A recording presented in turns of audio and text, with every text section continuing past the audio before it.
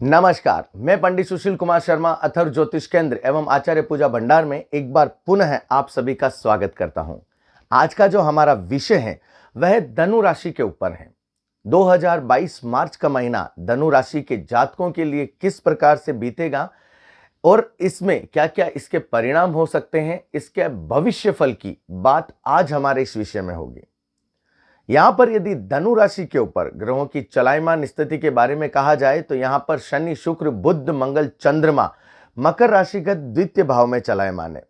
सूर्य और गुरु की बात की जाए तो यह कुंभ राशि तृतीय भाव में चलायमान है।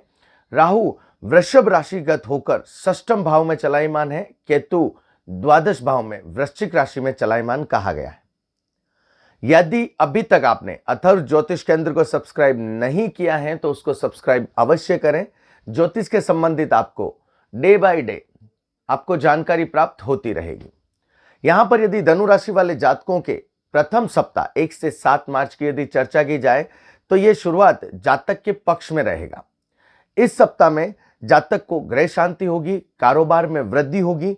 इस समय अवधि में जातक के खर्च अधिक हो सकते हैं, लेकिन जातक के कारोबारिक लाभ के कारण वह जातक को दिखाई नहीं देंगे। इसके साथ ही यहां पर यह कहा जा सकता है कि यदि जातक के किसी भी प्रकार का कोई भ्रम चल रहा है तो इस समय अवधि में धनु राशि वाले जातकों के वह भी दूर होगा। यहां पर जातक की सोच सकारात्मक होगी। इसके साथ में यहां पर जातक कुछ समय अपने लिए भी व्यतीत कर सकता है, कहीं बाहर जा सकता है। इसके साथ ही यदि मध्यम चरण की बात की जाए तो यहां पर जातक अपने शब्दों को काफी नाप तोल कर किसी के साथ में कहें। अब शब्दों का प्रयोग विशेष तौर से ना करें, यह जातक के लिए बहुत अच्छा रहेगा। इस समय अवधि में थोड़ी सी जातक को परेशानी हो सकती है, हानि उठाने के योग भी इस समय अवधि में बन सकते हैं, तो जातक थोड़ा सा बच के चलें। यहां पर यदि ये कहा जाए तो इस समय अवधि में मातृपक्ष के संबंधित परेशानियां भी जातक को हो सकती हैं। माता बीमार हो सकती है या माता के संबंधित जातक परेशान रह सकता है। यहां पर अंतिम चरण की बात की जाए तो वह जातक के लिए थोड़ा सा स्वास्थ्य के संबंधित परेशानी दे सकता है, लेकिन विशिष्ट कोई चिंता का योग नहीं बनेगा। अंतिम चरण में जातक का कॉन्फिडेंस भी काफी हाई रहेगा और जातक की सलाह घर परिवार हो या कारोबारिक स्थिति में हो, वहां पर उनकी सुनी जाएगी और उनके अनुसार कार्य भी हो सकता है। यहां पर जातक के लिए यह जो सप्ताह है 1 से 7 मार्च का, यह जातक के लिए संतोषजनक रहेगा। 8 से 15 मार्च का यदि समय कहा जाए तो वह विद्यार्थी वर्ग के लिए काफी शुभ कारक है। वहां पर विद्यार्थी वर्ग का मन एकाग्रचित रहेगा और पढ़ाई के संबंधित भी जातकों को लाभ की प्राप्ति होगी। यहां पर धनु राशि के जातकों को 8 से 15 मार्च के मध्य कार्य क्षेत्र में सफलता की प्राप्ति के योग बनेंगे। वाहन सुख प्राप्त होगा। परिवार के साथ में जातक इस समय अवधि में अपने समय को व्यतीत कर सकता है। यह जो मध्यम चरण है, यहां पर जातक के जो पुरानी समस्याएं चल रही हैं वह भी दूर होगी और कहीं ना कहीं जातक को इस समय अवधि में पैतृक संपत्ति मिलने के योग भी बनेंगे। यहां पर इस समय अवधि में जातक के लिए ऐसा कहा गया है कि यदि जातक थोड़ा सा प्रयास करेगा तो वहां पर जातक को पूर्ण सफलता की प्राप्ति के योग भी बन सकते हैं। इसके साथ ही इस समय अवधि के अंतिम चरण में कहा जा सकता है कि जातक के ऊपर विरोधी थोड़ा सा हावी रह सकते हैं, लेकिन जातक धार्मिक कार्यों के प्रति यदि रुचि रखता है और परोपकार के कार्य करता है तो जातक को वहां पर भी लाभ की प्राप्ति के अवसर मिलेंगे। इसके साथ ही यहां पर थोड़ी सी आर्थिक स्थिति जातक की अंतिम चरण में, जैसे ये कह सकते हैं 14 से 15 तारीख के मध्य थोड़ी सी घबराहट सकती है। 16 से 23 मार्च के मध्य यदि धनु राशि के जातकों के बारे में कहा जाए तो इस सप्ताह का आरंभ भी जातक के लिए अच्छा होगा। यदि कोई बाधाएं चल रही हैं वह भी दूर होने के पूरे अवसर मिलेंगे। इस समय अवधि में धनु राशि वाले जातकों के लिए एक चीज काफी अच्छी है, उनको कोई ना कोई ऐसा कोई नया प्रोजेक्ट मिल सकता है जिसके द्वारा उनके लाभ की प्राप्ति हो, आगे बढ़ने के अवसर मिले और नए कार्य क्षेत्र में भी धनु राशि वाले जातक जा सकते हैं। यहां पर यदि कोई धनु राशि का जातक कंपटीशन की तैयारी कर रहा है या प्रतियोगिता परीक्षा के लिए लगा हुआ है, वह भी धनु राशि के जातकों के लिए लाभ प्राप्ति के अवसर देगा।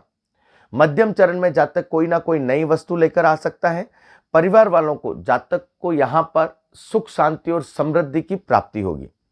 अंतिम चरण जैसे ये कहा जाता है कि 22-23 जो तारीख है उसमें जातक को लाभ की प्राप्ति के अवसर मिलेंगे।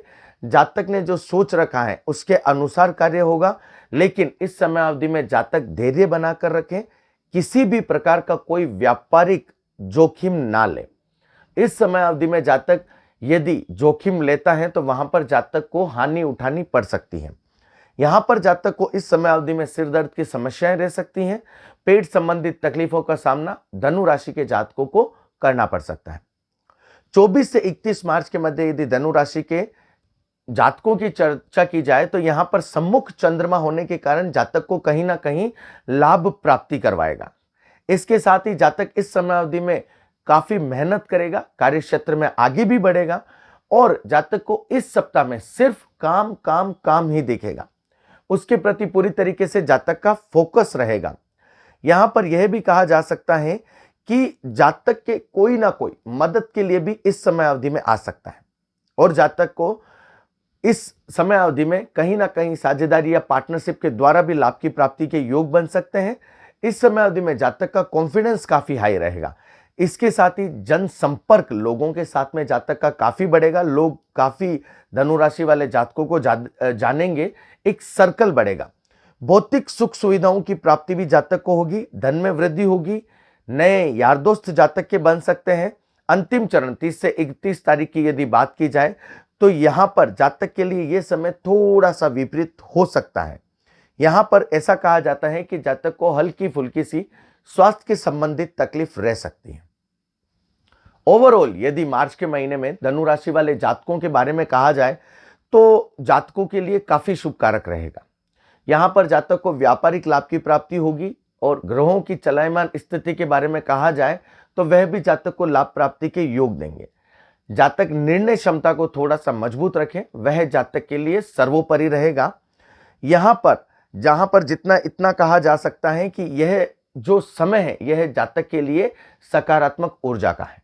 जातक नई चीजें करेगा। यदि कोई व्यक्ति कारोबार में है तो नई मशीनरी लेके आ सकता है या अपने व्यापार को बढ़ा सकता है, और यदि कोई नौकरी पेशे में है तो नए प्रोजेक्ट की शुरुआत हो सकती है। उनको कहीं ना कहीं आगे बढ़ने के अवसर इस समय अवधि में मिलेंगे। आपने यदि अभी तक अथर्व ज्योतिष केंद्र को सब्सक्राइब नहीं किया है तो आप उसे सब्सक्राइब अवश्य करें। इसके साथ ही ज्योतिष के संबंधित यदि आपका कोई एक सवाल या दो सवाल है तो वह आप मुझे व्हाट्सएप कर सकते हैं। आपका दिन मंगलमय हो। भगवान भोलेनाथ की असीम अनुकंपा आप सभी के ऊपर बनी रहे। हरे कृष्णा।